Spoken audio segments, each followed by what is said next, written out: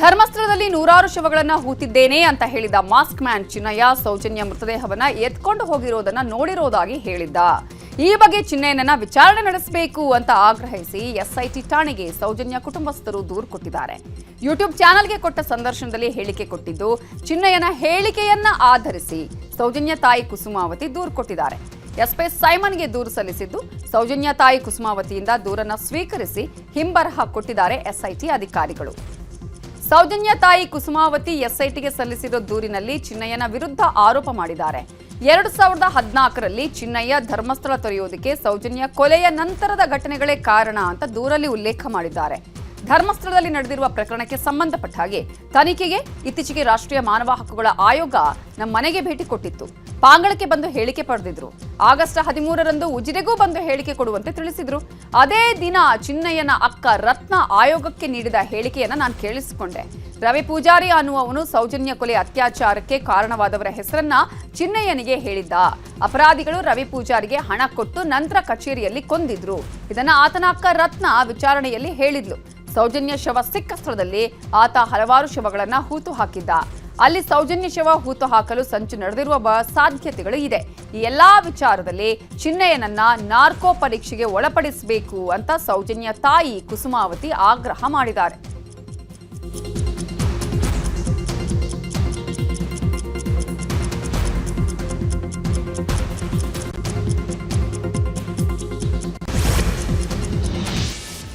ಚಿನ್ನಯ್ಯನ ಬಗ್ಗೆ ಹಾಗೂ ಪ್ರಕರಣದ ಬಗ್ಗೆ ಯಾವುದೇ ಮಾಹಿತಿಯನ್ನ ನೀಡದಂತೆ ಕೋರ್ಟ್ಗೆ ಎಸ್ಐಟಿ ಅರ್ಜಿ ಹಾಕಿದೆ.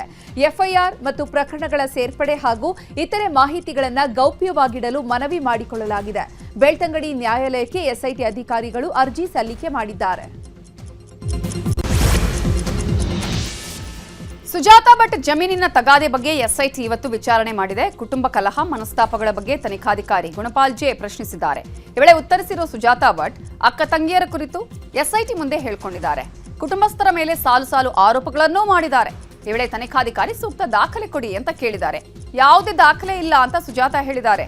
ನನಗೆ ಜಮೀನು ಬೇಕಿತ್ತು ಅಂತ ಎಸ್ಐಟಿ ಮುಂದೆ ಕಣ್ಣೀರಿಟ್ಟಿದ್ದಾರಂತೆ. ಅನನ್ಯ ಭಟ್ ಮಿಸ್ಸಿಂಗ್ ಪ್ರಕರಣಕ್ಕೆ ಸಂಬಂಧಪಟ್ಟ ಹಾಗೆ ಸುಜಾತಾ ಭಟ್ ಬಳಿ ಎಸ್ಐಟಿ ಕೆಲ ದಾಖಲೆಗಳನ್ನ ಕೇಳಿದೆಯಂತೆ.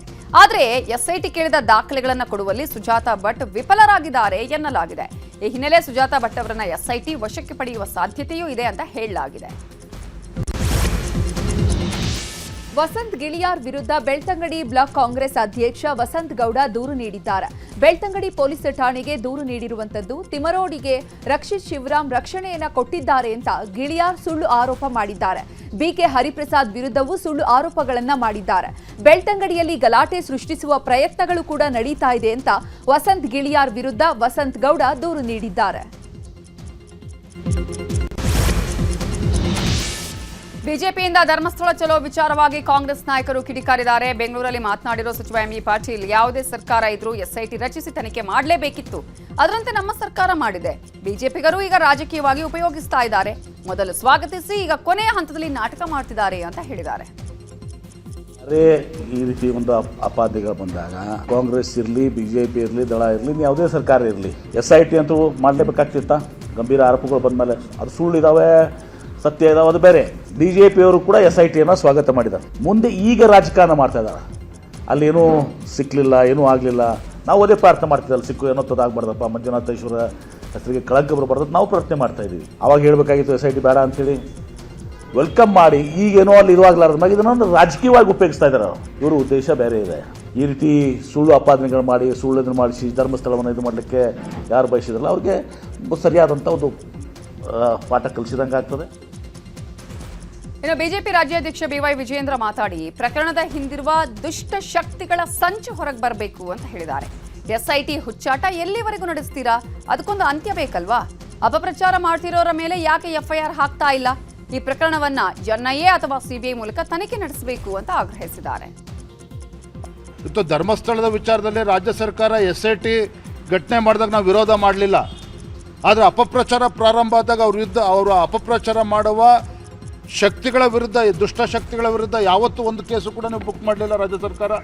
ಆಗ ಹಿಂದೂ ಭಾವನೆಗಳಿಗೆ ಧಕ್ಕೆ ಬರ್ತಕ್ಕಂಥ ಅಪಪ್ರಚಾರ ನಡಿಬೇಕಾದ್ರೆ ಅವ್ರ ವಿರುದ್ಧ ಕೇಸ್ ಹಾಕಬೇಕು, ಅವ್ರನ್ನ ಅರೆಸ್ಟ್ ಮಾಡಬೇಕು ಅಂತೇಳಿ ಯಾಕೆ ಕಾಂಗ್ರೆಸ್ ಸರ್ಕಾರಕ್ಕೆ ಅನ್ನಿಸ್ಲಿಲ್ಲ? ಹಾಗಾದರೆ ನಮ್ಮನ್ನು ಪ್ರಶ್ನೆ ಮಾಡ್ತೀರಾ? ಹಾಗಾದರೆ ಭಾರತೀಯ ಜನತಾ ಪಾರ್ಟಿ ನಾವು NIA ಅಥವಾ ಹೆಚ್ಚಿನ ತನಿಖೆ CBI ಮತ್ತೊಂದು ತನಿಖೆ ಆಗಬೇಕು. ಧರ್ಮಸ್ಥಳ ಕೇಸ್ ವಿಚಾರವಾಗಿ ಮಾತನಾಡಿದ ಕೇಂದ್ರ ಸಚಿವ ಕುಮಾರಸ್ವಾಮಿ, ಧರ್ಮಸ್ಥಳ ವಿಚಾರದಲ್ಲಿ ನಾನು ರಾಜಕೀಯ ಬೆರೆಸೋಕೆ ಹೋಗಲ್ಲ. ಸರ್ಕಾರಕ್ಕೆ ಮಂಜುನಾಥ ಸ್ವಾಮಿಯೇ ಮುಂದಿನ ದಿನಗಳಲ್ಲಿ ಶಿಕ್ಷೆ ಕೊಡ್ತಾನೆ. ತನಿಖೆಯ ಹೆಸರಲ್ಲಿ ಸರ್ಕಾರ ನಾಟಕ ಮಾಡಿದೆ, ಕ್ಷೇತ್ರಕ್ಕೆ ಅವಮಾನ ಆಗುವಂತೆ ನಡ್ಕೊಂಡಿದೆ ಅಂತ ಹೇಳಿದ್ದಾರೆ. ಇನ್ನು ನಿಖಿಲ್ ಕುಮಾರಸ್ವಾಮಿಯು ಮಾತನಾಡಿ, ಇದೇ ಭಾನುವಾರ JDS ನಡೆಗೆ ಧರ್ಮಸ್ಥಳದ ಕಡೆಗೆ ಅನ್ನುವ ಯಾತ್ರೆಯನ್ನ ಹಮ್ಮಿಕೊಂಡಿದ್ದೇವೆ. ಧರ್ಮಸ್ಥಳ ಧರ್ಮಾಧಿಕಾರಿಗಳ ಜೊತೆ ನಾವಿದ್ದೇವೆ, ಅವರಿಗೆ ಆತ್ಮಸ್ಥೈರ್ಯ ತುಂಬಲು ಈ ಯಾತ್ರೆ ಮಾಡ್ತಾ ಇದ್ದೇವೆ ಅಂತ ಹೇಳಿದರು.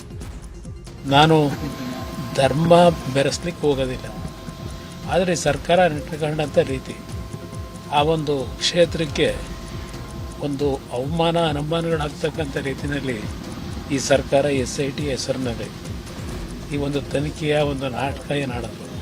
ನಿಜಕ್ಕೂ ಈ ಸರ್ಕಾರಕ್ಕೆ ಮುಂದಿನ ದಿನಗಳು ಮಂಜುನಾಥ ಸ್ವಾಮಿಯ ಏನು ಒಂದು ಶಿಕ್ಷೆ ಆಗಬೇಕು, ಆ ಶಿಕ್ಷೆಯನ್ನು ಮಂಜುನಾಥ ಸ್ವಾಮಿ ಕೊಡ್ತಾರೆ ಅಂತಕ್ಕಂಥದ್ದು ನನ್ನ ಅಭಿಪ್ರಾಯ. ನೈತಿಕವಾಗಿ ಧರ್ಮಸ್ಥಳದ ಬಗ್ಗೆ ಒಂದು ಬೆಂಬಲವನ್ನು ಸೂಚಿಸ್ತಕ್ಕಂಥದ್ದಷ್ಟೇ ಅಲ್ಲ, ಆ ಭಗವಂತನ ಒಂದು ಆಶೀರ್ವಾದ ಪಡಿತಕ್ಕಂಥದ್ದು, ಜೊತೆಯಲ್ಲಿ ಆತ್ಮವಿಶ್ವಾಸವನ್ನು ತುಂಬಿಸ್ತಕ್ಕಂಥ ಕೆಲಸವನ್ನು ಮಾಡ್ತಕ್ಕಂಥದ್ದಕ್ಕೆ 31ನೇ ತಾರೀಕು ಭಾನುವಾರದ ದಿನ ಧರ್ಮಸ್ಥಳ ಸತ್ಯಯಾತ್ರೆ ಅಂತಕ್ಕಂಥದ್ದನ್ನು ಜನತಾದಳ ಪಕ್ಷದ ವತಿಯಿಂದ ಶ್ರೀ ಕ್ಷೇತ್ರಕ್ಕೆ ಭೇಟಿ ಕೊಡ್ತಕ್ಕಂಥ ಪ್ರಾಮಾಣಿಕ ಕೆಲಸವನ್ನು ನಮ್ಮ ಪಕ್ಷದ ಎಲ್ಲ ಶಾಸಕ ಮಿತ್ರರು ಮಾಡ್ತಾ ಇದ್ದೇವೆ. ಮಾಜಿ ಶಾಸಕರು ಕೂಡ ಬರ್ತಾರೆ, ಎಲ್ಲ ಕಾರ್ಯಕರ್ತರು. ಮಳೆ ಆರ್ಭಟದ ಸುದ್ದಿಗಳನ್ನು ನೋಡೋಣ. ರಾಜ್ಯದಲ್ಲಿ ಮತ್ತೆ ಮಳೆ ಅಬ್ಬರ ಶುರುವಾಗಿದೆ. ದಕ್ಷಿಣ ಕನ್ನಡ ಜಿಲ್ಲೆಯಾದ್ಯಂತ ಭಾರೀ ಮಳೆಯಾಗ್ತಾ ಇದ್ದು ಜನಜೀವನ ಅಸ್ತವ್ಯಸ್ತಗೊಂಡಿದೆ. ವ್ಯಾಪಕ ಮಳೆಯಿಂದಾಗಿ ಜಿಲ್ಲೆಯ 6 ತಾಲೂಕಿನ ಶಾಲಾ ಕಾಲೇಜುಗಳಿಗೆ ರಜೆ ಘೋಷಣೆ ಮಾಡಲಾಗಿದೆ. ಯಾದಗಿರಿಯಲ್ಲಿ ಭಾರೀ ಮಳೆಯಾಗ್ತಿದ್ದು ಕೆರೆ ಕೋಡಿ ಬಿದ್ದು ಗ್ರಾಮಕ್ಕೆ ನೀರು ನುಗ್ಗಿ ಅವಾಂತರ ಸೃಷ್ಟಿಯಾಗಿದೆ.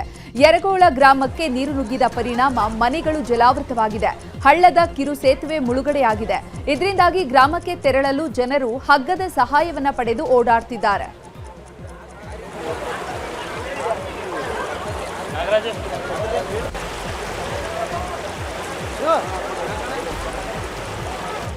ಇನ್ನು ಯಾದಗಿರಿಯಲ್ಲಿ ಅಪಾಯ ಮಟ್ಟವನ್ನ ಮೀರಿ ನದಿಗಳು ಹರಿತಾ ಇದೆ. ಸೇತುವೆಗಳು ಜಲಾವೃತವಾಗಿದೆ. ರಭಸವಾಗಿ ಹರಿಯುತ್ತಿರುವ ನೀರಿನಲ್ಲಿ ಸೇತುವೆ ದಾಟಲು ಹೋಗಿದ್ದ ಹಸು ಕೊಚ್ಚಿಕೊಂಡು ಹೋಗಿದೆ. ಗ್ರಾಮಸ್ಥರು ಹಸುವನ್ನ ಹರಸಾಹಸ ಪಟ್ಟು ರಕ್ಷಣೆ ಮಾಡಿದ್ದಾರೆ.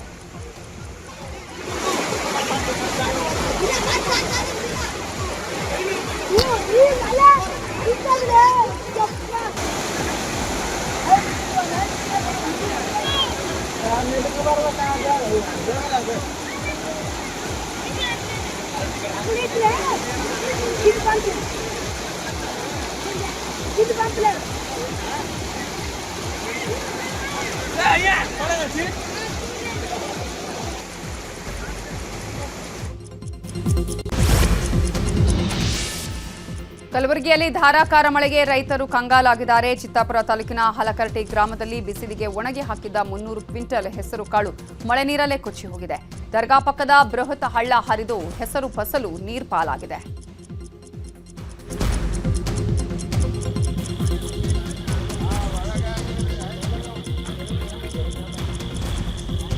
ಬೀದರ್ ಜಿಲ್ಲೆಯಲ್ಲಿ ಮಾಂಜ್ರಾ ನದಿ ಉಕ್ಕಿ ಹರಿತಾ ಇದ್ದು ದೇವಸ್ಥಾನ ಮುಳುಗಡೆಯಾಗಿದೆ. ಭಾಲ್ಕಿ ತಾಲೂಕಿನ ನಿಚ್ಚೂರು ಗ್ರಾಮದಲ್ಲಿರೋ ಶಿವ ಮಂದಿರ ಸಂಪೂರ್ಣ ಮುಳುಗಡೆಯಾಗಿದೆ. ಮತ್ತೊಂದು ಕಡೆ ಭಾಲ್ಕಿ ತಾಲೂಕಿನ ಇಂಚೂರು ಸೇತುವೆ ಮೇಲೆ ಯುವಕರು ಹುಚ್ಚಾಟ ಮೆರೆದಿದ್ದಾರೆ.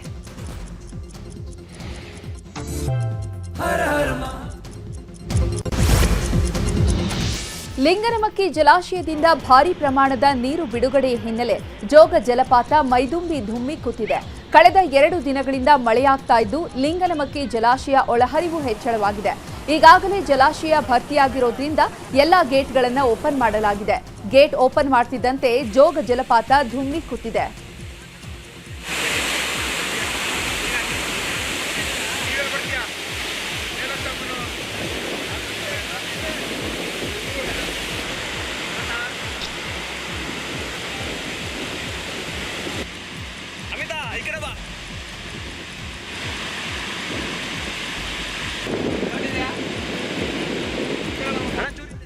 ಇನ್ನು ಉತ್ತರ ಕನ್ನಡ ಜಿಲ್ಲೆ ಹೊನ್ನಾವರ ತಾಲೂಕಿನ ಗೇರುಸೊಪ್ಪ ಡ್ಯಾಂನಿಂದ ಶರಾವತಿ ನದಿಗೆ ನೀರು ಬಿಡುಗಡೆ ಮಾಡಲಾಗಿದೆ.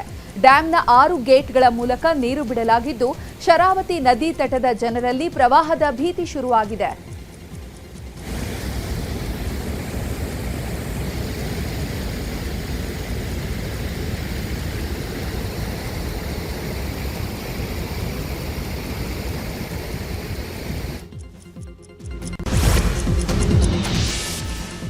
ಬೆಂಗಳೂರು ನಗರದಲ್ಲಿ ಧಾರಾಕಾರ ಮಳೆಯಾಗಿದೆ. Corporation circle, Sampangi Ramanagara, KR market, Mavalli, Shantinagar, double road ಸೇರಿದಂತೆ ಸಾಕಷ್ಟು ಭಾಗದಲ್ಲಿ ಭಾರೀ ಪ್ರಮಾಣದಲ್ಲಿ ಮಳೆಯಾಗಿದೆ.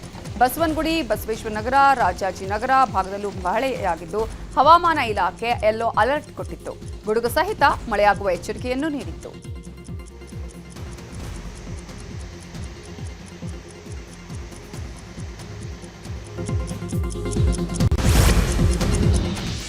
ಇಂದು ಮತ್ತು ನಾಳೆ ರಾಜ್ಯದಲ್ಲಿ ಭಾರೀ ಮಳೆಯಾಗಲಿದೆ ಅಂತ ಹವಾಮಾನ ಇಲಾಖೆ ಮಾಹಿತಿ ನೀಡಿದೆ. ದಕ್ಷಿಣ ಕನ್ನಡ ಹಾಗೂ ಉಡುಪಿ ಜಿಲ್ಲೆಗೆ ರೆಡ್ ಅಲರ್ಟ್ ಘೋಷಣೆ ಮಾಡಲಾಗಿದೆ. ಬೀದರ್, ಕಲಬುರಗಿ, ಬೆಳಗಾವಿ, ಉತ್ತರ ಕನ್ನಡ, ಶಿವಮೊಗ್ಗ, ಚಿಕ್ಕಮಗಳೂರು, ಕೊಡಗು ಜಿಲ್ಲೆಗೆ ಆರೆಂಜ್ ಅಲರ್ಟ್ ನೀಡಲಾಗಿದೆ. ಉಳಿದ ಜಿಲ್ಲೆಗಳಲ್ಲಿ ಯೆಲ್ಲೋ ಅಲರ್ಟ್ ಘೋಷಿಸಲಾಗಿದೆ.